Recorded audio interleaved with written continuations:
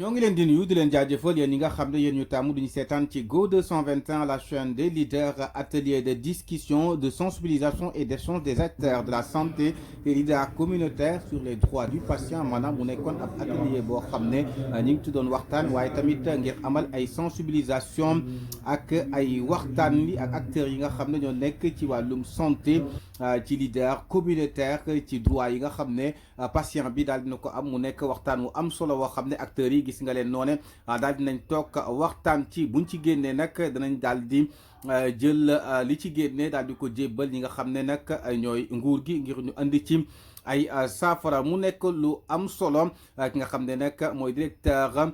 des droits humains ak directeur des affaires juridiques au ministère de la santé daal dinañ yëkkati ay kàddu indi ci ay leeral sur la chaîne des leaders Go 221 ñu teewlu leen. alors maa ngi tudd Julien Ngandour magistrat la man maay directeur des droits humains ministère de la justice li nga xamante moom moo waral ndaje tey bi mooy ministère de la justice moom mooy ministère bi nga xamante ne moom mooy toppatoo mbirum ak yelleefu doomu aadama fii ci Sénégal. donc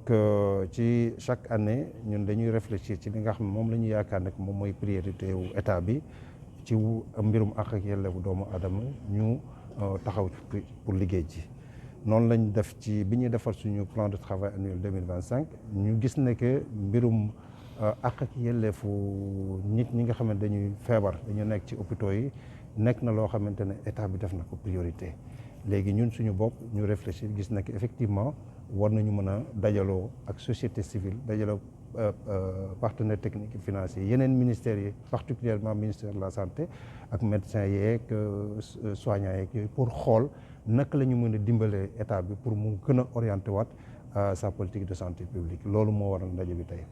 matuwaay yi ñu war a mën a jël mooy déjà xool ndax suñu législation actuellement ci moment bi ñu nekk méngoo na ak engagement yi nga xam ne état bi jël na ko au niveau international mais aussi par rapport ak constitution parce que droit à la santé dafa nekk droit bi nga xam ne dafa am fondement constitutionnel donc état bi comme moom moo ko def ci constitution war na jël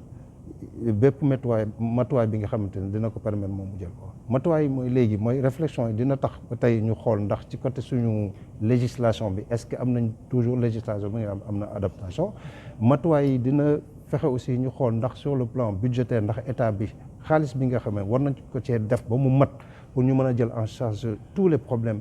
dina ko def matuwaay bi mooy aussi war nañ mën a xool tey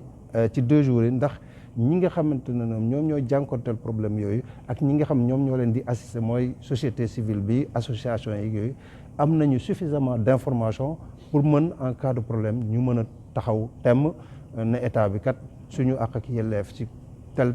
kenn jëlu ko donc tey 2 jours yi réflexion yëpp ci loolu lay nekk ci médecin yaa ngi fii juriste yaa ngi fii société civile baa ngi fii partenaire technique et financier su ko defee ñu dajal lépp li nga xamante moom la ñu fiy jëlee ci idée bu baax ñu jox ko état bi pour xool naka lay mën a xool ba def orienté waat ak politique de santé publique waaw loolu li mu ci wax ñaari dimension la dafa am première dimension mooy dimension internationale ndax état dafa engagé au niveau international mooy ci Union Afrique mooy ci Nations Unies jël xatim ay convention comme par exemple li dem ci convention sur les droits économiques sociaux et culturels au niveau des Nations Unies charte africaine des droits de l'homme et des peuples aussi def na ko Sénégal nekk na état partie wu charte yooyu yëpp donc foofu dafa nekk ay convention yoo xam ne dañ ne état bi ci mbirum santé lii nga ci engagé wu nii nga war a def dañ koy invité mu jël ay mesures yoo xamante ne dana permettre moom mu mettre en place ay structures adaptées am personnel bu compétent ci mbirum accueil lépp ak naka la ñuy fajee bu fekkee nag état bi malgré loolu defu ko mën nañu engager sa responsabilité au niveau international ne ko nag la nga waxoon ne moom ngay def ba ngay xaatim li defoo ko donc lii nga war a def beneen bi mooy benn patient bu dem ci benn hôpital loolu mooy niveau interne bu demee à partir du comportement du médecin ou bien de l'infirmière ou ku mu mënti nekk koo xam ne dafa bokk ci structure de santé ñuy faj di accueillir def na faute loolu ça dépend mën nañu engager responsabilité civile am comme responsabilité pénale am ça dépend ci li nga xamante ne moom la nit ki def parce que médecin bi nga xam ne par exemple nit ki dafa feebar mu ñëw mu ne du ko faj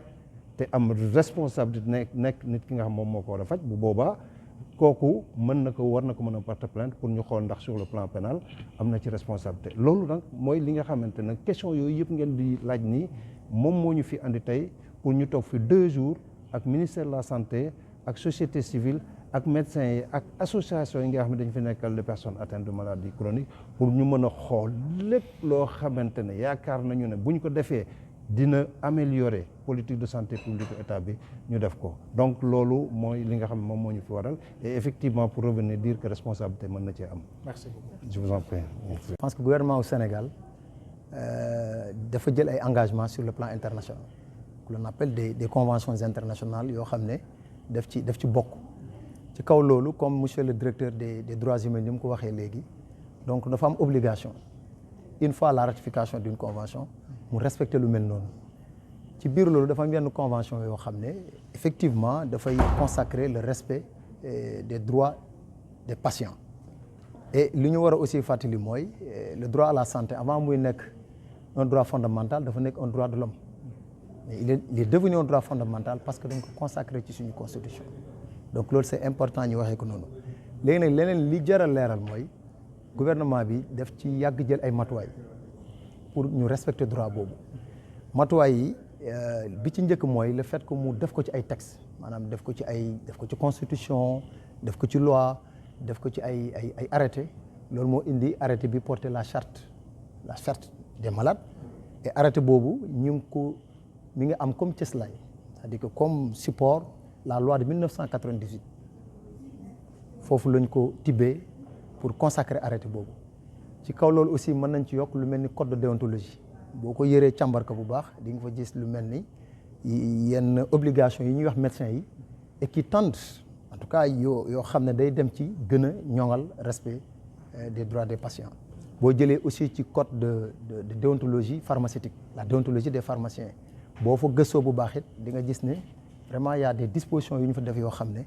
véritablement day protéger en tout cas day concourir à la protection des droits des patients loolu donc c'est important ñu rappeler ko loolu moo indi aussi souvent ministère de la santé di def ay construction établissement public de santé des structures de santé de base mooy centre de santé yi poste de santé loolu lépp c'est pour faciliter lu ñu naan l'accès aux soins pour faciliter loolu mais ci biir loolu aussi il y a la question du consentement mooy nit ki war a nangu ñu faj ko et cetera donc yooyu yëpp day baax nit ñi xam ko maanaam nekkul ne rek gouvernement bi dafa toog di xool mais def na ci ay efforts yu bari c'est vrai que nag war nañ gën a yokk jéego war nañ gën a yokk politique yi war nañ gën a yokk protection yi donc loolu je pense que c'est très important nit ñi xamee ko noonu souvent da ngay dégg nit ñi wax naan accueil il y a beaucoup de en tout cas de bonnes choses qui ont été faites dans les structures de santé et à tout point de vue et à toute échelle non c'est vrai aucun système n'est parfait des fois mu am ay imperfections et loolu ci ndigalu ministre de la santé et de l'action sociale je pense que acteurs yi ci war a liggéey yëpp ñu ngi ci war a liggéey conformément aussi ak documents yu mag yi nga xam ne suñu président de la République ak le premier ministre ñoom joxe woon nañ ndigal ba gouvernement bi mettre ko en place. Merci beaucoup. Voilà.